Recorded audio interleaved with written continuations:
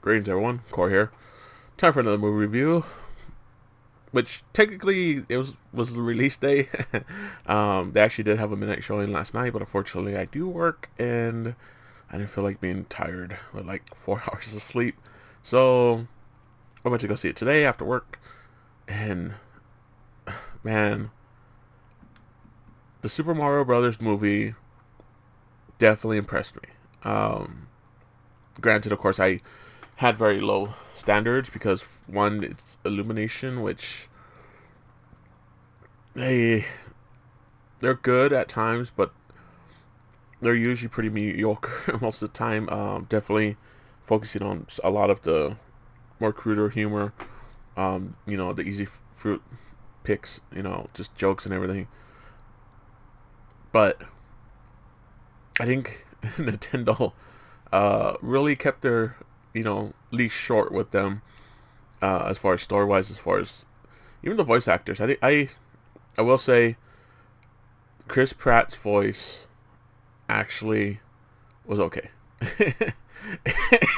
Even Charlie Day as Luigi, um, even Seth Rogen as Donkey Kong just worked. Bowser as Joe Black as Bowser, just that was the best. Of course, Princess Peach.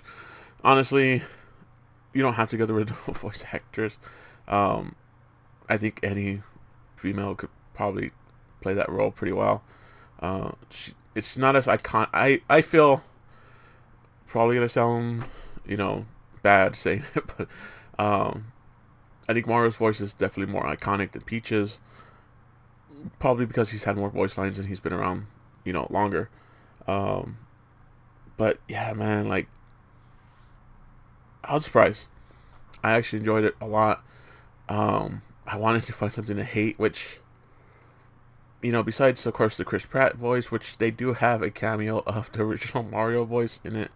Um, he's pretty much right at the beginning, and they even teased the Mario voice, which is a bit of a it's a bit of a hey, we're gonna do our own thing and not actually give you what you guys want. But I think it worked out. It worked out in the end. Toad was good. He wasn't as annoying as he can be, even though they did have a couple Toads that were a little bit of that original Toad voice, but he definitely wasn't as annoying as possible.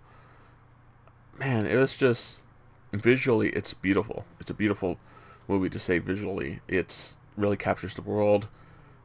It makes me want to go to the Super Nintendo Land at Universal. And man, so one thing they had, I went to AMC, of course. They have these tin popcorn buckets, which is nice because they actually give you a large bucket just to put into it, so you don't get it all dirty. Which I've gotten these tins before, and when they put the popcorn, it is a pain and a half to clean.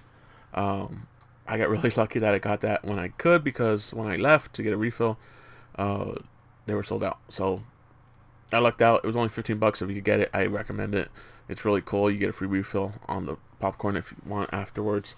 But yeah, man, it was enjoyable. There was a lot of kids. There was a lot of adults too, myself included. Who grew up at Mario playing, the NES and just Donkey Kong in the arcades. But I think everyone enjoyed it pretty well. It didn't have a lot of minion humor. It's like for Illumination, it definitely was a little bit more adult oriented. Definitely a lot of callbacks and references to the games, of course, just the way that they do the world and the attacks and everything. I mean, there's a Mario Kart scene, which was pretty cool and fun. Um, I think in 3D, this would probably be a pretty cool movie to watch. There's a lot of panning shots and everything. I'm not sure if they actually filmed it for 3D natively or if they did the conversion later, but I think it would look pretty cool. I saw it in Dolby Cinema, which was great. It's weird seeing Mario and having modern music play, um, like Thunderstruck. When Thunderstruck played, it fit. I mean, all the modern pop, all the music that they used fit very well. It wasn't too overblown. It wasn't too crazy. Bowser gets a song, which is great because it's Jack Black, so why not? I mean, you have the talent, let him go. So that worked out really well. Just everything flowed really well. It was quick enough. It didn't drag.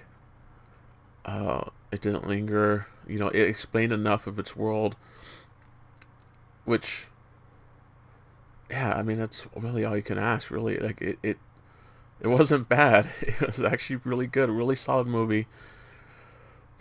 Probably a 7, pushing at 8. You know, it's a really solid movie. I can't say no. I mean, I think kids will like it. Um, Adults should enjoy it if you've ever played the games. There's lots of callbacks, like I said. There is a mid-credit scene. There's also a very end-credit scene. So big things are probably going to keep going if this does really well, which I think it will do pretty well because the theater was pretty packed for a Wednesday afternoon. Our theater, I think, was probably about 90% sold. When I checked the showtime, so I was thinking of choosing a different showtime. It was pretty sold out, at least as far as the good seats. You know, all the seats in the front were just left. So I would recommend seeing it if you like Mario. It's not as disappointing as you may think. It's really, honestly, pretty good. It's pretty solid. It's definitely better than I think anyone expected. I haven't seen any negative reviews. If we check Rotten Tomatoes, let's see, Mario. It is sitting at, where's it at? So critics 54%, audience 96%, which I think that's about right. I think that's right. It's not a critically acclaimed movie. You know, the story is definitely passable. I think if you want to break it down critically, it doesn't linger, it doesn't lag. There could be some more explaining, of course, to do, but really, I think there's just enough to just get you on with the movie. So that makes sense. Audiences, yeah, I mean, it's actually higher than I would expect, but we'll see how it lingers out. Opening day, of course, it's definitely going to be high, but I think it'll probably drop down to maybe a low 90s, high 80s, so we'll see what happens. But until then, later.